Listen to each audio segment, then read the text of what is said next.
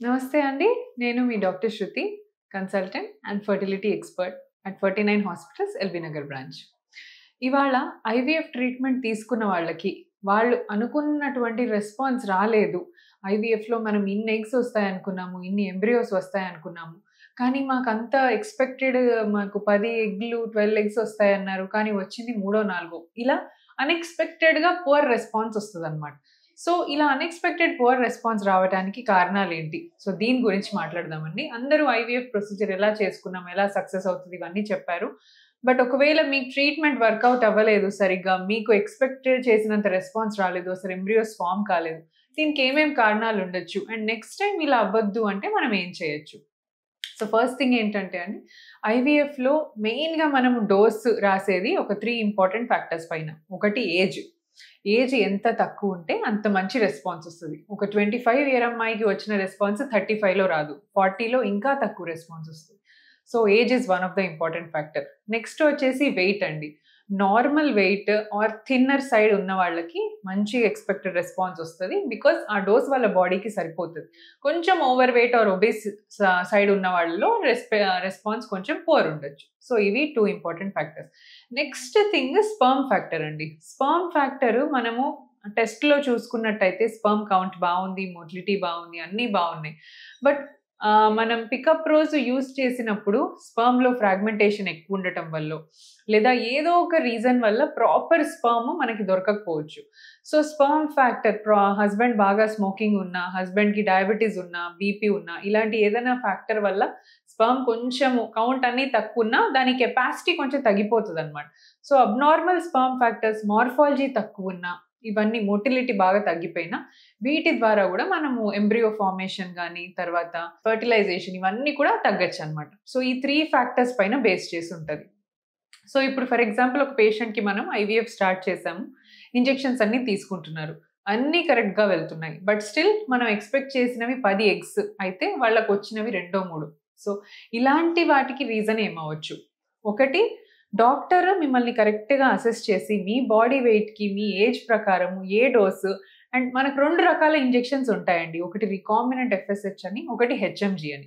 So, తక్కువ age ఉన్న వాళ్ళల్లో అండ్ మంచిగా పీసీఓడీ ఉన్న వాళ్ళల్లో మనం ఒక టైప్ వాడతాం.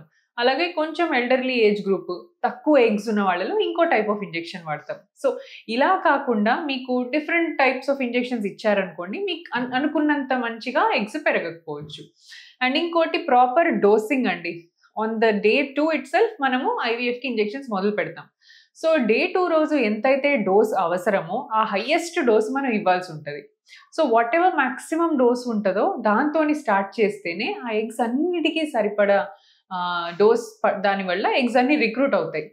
సో, మీరు డే 2 నుంచి ఇన్‌అడిక్వేట్‌గా ఇచ్చారనుకోండి. ఫర్ ఎగ్జాంపుల్ ఆ బాడీ వెయిట్‌కి తనకి 250 ఆర్ 300 యూనిట్స్ కావాల్సుంటది. కానీ మీరు మాత్రం 150నే ఇచ్చారు. అప్పుడు ఆల్‌మోస్ట్ సగానికి సగము ఎగ్స్ రిక్రూట్ కావు. ఓన్లీ కొన్ని మాత్రమే రిక్రూట్ అవుతాయి. సో, తక్కువ డోస్, ఇన్‌అడిక్వేట్ డోస్ ఇవ్వడము అండ్ వీటి వల్ల అన్నిటి వల్ల కూడా రెస్పాన్స్ తక్కువొస్తది. సో, మనం ప్రాపర్‌గా డోస్ తీసుకోవడము చాలా ఇంపార్టెంట్. సో, ఈ సైకిల్‌లో మీకు తక్కువ ఎగ్స్ వచ్చాయి, రెస్పాన్స్ రాలేదు అన్నప్పుడు వీళ్ళని మనం ఒక్కొక్కసారి మధ్యలోనే స్టిమ్యులేషన్ క్యాన్సెల్ చేయాల్సి ఉంటదనమాట. సో, రెస్పాన్స్ సరిగ్గా రావట్లేదు. డేస్ మనం 5, 6 ఇంజెక్షన్స్ తీసుకున్నాం. 7, 8 ఇంజెక్షన్స్ తీసుకున్నాం. బట్ స్టిల్ ఎగ్స్ అన్నీ సేమ్ అంతే ఉన్నాయి అనుకోండి. అప్పుడు ఆ సైకిల్ మోస్ట్‌లీ క్యాన్సెల్ చేసి నెక్స్ట్ ఫ్రెష్‌గా సైకిల్ ప్రారంభిస్తాం. సో, నెక్స్ట్ సైకిల్‌లో మనం ఎటువంటి చేంజెస్ చేసుకోవచ్చు. మళ్ళీ ఇలాగే క్యాన్సెలేషన్ అవ్వకుండా మంచిగా స్మూత్‌గా సైకిల్ అంతా ఎండ్ అవ్వాలి అంటే వెయిట్ కనుక ఎక్కువుంటే please try to reduce at least 2-3 kgs. మీరు 2-3 కేజీస్ వెయిట్ రెడ్యూస్ అయ్యి రావాల్సుంటది. అండ్ మంచి యాంటీ ఆక్సిడెంట్ కోర్స్ పీసీఓడీ ఉందనుకోండి, రెసిస్టెంట్ పీసీఓడీ. పీసీఓడీ వాళ్ళలో కొంచెం డిఫికల్ట్ అనమాట ఎగ్స్‌ని గ్రో చేయటం. Most of the 90% of the PCODs respond అవుతాయండి. కొన్ని 10% ఆఫ్ ద రెసిస్టెంట్ పీసీఓడీకి కొంచెం టైం పడతది. సో, వీళ్ళు యాంటీ ఆక్సిడెంట్స్ తీసుకొని, ప్రాపర్ ఎక్సర్‌సైజ్ చేసి, డైట్ చేసి, కొద్దిగా లైఫ్ స్టైల్ మోడిఫై చేసుకొని వచ్చిన తర్వాత ఒక ఇద్దరు పేషెంట్స్ ఉన్నారండి. వాళ్ళకి ఫస్ట్ టైమ్ స్టిమ్యులేషన్‌లో అస్సలు ఎగ్ పెరగలేదు. నెక్స్ట్ టైమ్ ఎక్కువ డోస్ పెట్టి కొంచెం వెయిట్ తగ్గేసొచ్చారండి. ఇప్పుడు they are with twins. So, ఇలాంటి వండర్స్ కూడా జరుగుతాయన్నమాట మన దాంట్లో. సో మనం ఎట్లా డోస్ స్టార్ట్ చేస్తున్నాము, ఎంత కరెక్ట్గా మనం పేషెంట్ని చూస్ చేస్తున్నాము, సో ఈ పేషెంట్కి కావాల్సిన ఏ డ్రగ్ ఇస్తున్నామో ఇదంతా కూడా మీ ఫర్టిలిటీ ఎక్స్పర్ట్ డిసైడ్ చేసి మీరు పెడతారు. సో ఒకసారి మీకు కనుక ఐవీఎఫ్ ఫెయిల్ అయింది అంటే డు నాట్ వరీ, మీ దగ్గర నుంచే మళ్ళీ ఇంకోసారి మనం better eggs, improved number of eggs తీసుకోవచ్చు. కొంతమంది ఏమనుకుంటారు, మాకు ఈసారి ఎగ్స్ మంచిగా పెరగలేదు కదా, డోనర్కి వెళ్ళిపోదాము, మాది ఏదైనా ప్రాబ్లం ఉందేమో అనుకుంటారు. బట్ అన్ని టైమ్స్ అలా కాదండి. It could be due to improper dosing, incorrect selection of the patient, వీటన్నిటి వల్ల కూడా అయి ఉండొచ్చు. సో నెక్స్ట్ టైం మనము ప్రాపర్ డోసింగ్ ఇస్తే మీకు మంచిగా రెస్పాన్స్ వస్తుంది. అండ్ ఈ through out the IVF cycle females and males చేయాల్సిన ఒక ఇంపార్టెంట్ పని, మీ ఫుడ్ మీరు ఏదైతే తీసుకుంటున్నారో అది చాలా ఇంపార్టెంట్ అండి. Try taking lot of vegetables, మంచి ఫ్రెష్ ఫ్రూట్స్, ఎక్కువ తీపి ఫ్రూట్స్ కాకుండా ఆరెంజెస్, బెర్రీస్లో మంచి యాంటీ ఆక్సిడెంట్స్ ఉంటాయండి. బెర్రీస్ తీసుకోండి. And daily half an hour 30 to 40 minutes of మంచి ఏరోబిక్ వర్కౌట్ కానీ, లేదా స్ట్రెంథనింగ్ ఎక్సర్సైజ్, మజిల్ స్ట్రెంథనింగ్ అంటే మజిల్ బిల్డప్ చేసేవి లైక్ డంబెల్స్, లేదా కొంచెం స్క్వాట్స్ చేయడం. ఫీమేల్స్కి అయితే squats is a very good exercise అనమాట. మంచి బ్లడ్ ఫ్లో, పెల్విక్ బ్లడ్ ఫ్లోని బాగా ఇంప్రూవ్ చేస్తుంది స్క్వాటింగ్.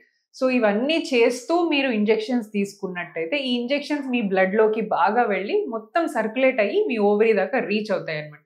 సో ఈ 3 things, adequate hydration, one more important thing. మీరు స్టిమ్యులేషన్ వెళ్తున్నన్ని రోజులు, ఇంజెక్షన్స్ తీసుకుంటున్నన్ని రోజులు కూడా ప్రాపర్ హైడ్రేషన్లో ఉండాలి. మీరు ఎంత వాటర్ తాగితే అంత డ్రగ్ మంచిగా మెటబలైజ్ అయ్యి మంచిగా అన్నిటికీ రీచ్ అవుతుంది అనమాట. So proper food, proper diet and exercise, ఇవన్నీ చాలా ఇంపార్టెంట్. సో దీనివల్ల పూర్ రెస్పాన్స్ ఉన్న వాళ్ళకు కూడా మళ్ళీ ఒక 2-3 months గ్యాప్ తీసి మళ్ళీ సెకండ్ టైం చేసుకోవాలి. మనం ఇమ్మీడియట్గా నెక్స్ట్ మంత్ చేసినా మనకి ఎఫెక్ట్ రాకపోవచ్చు. సో ఈసారి మీకు స్టిమ్యులేషన్ ఫెయిల్ అయింది, అనుకున్న రెస్పాన్స్ లేదు అంటే please take a gap of 2-3 months, proper life style modify చేసుకోండి. దెన్ ఎక్కువ డోస్తో, లాస్ట్ టైం స్టార్ట్ చేసిన దానికంటే ఎక్కువ డోస్తో ఈసారి స్టార్ట్ చేసి చూస్తే ఖచ్చితంగా మీకు ఐవీఎఫ్లో మంచి సక్సెస్ రావచ్చు. Thank you.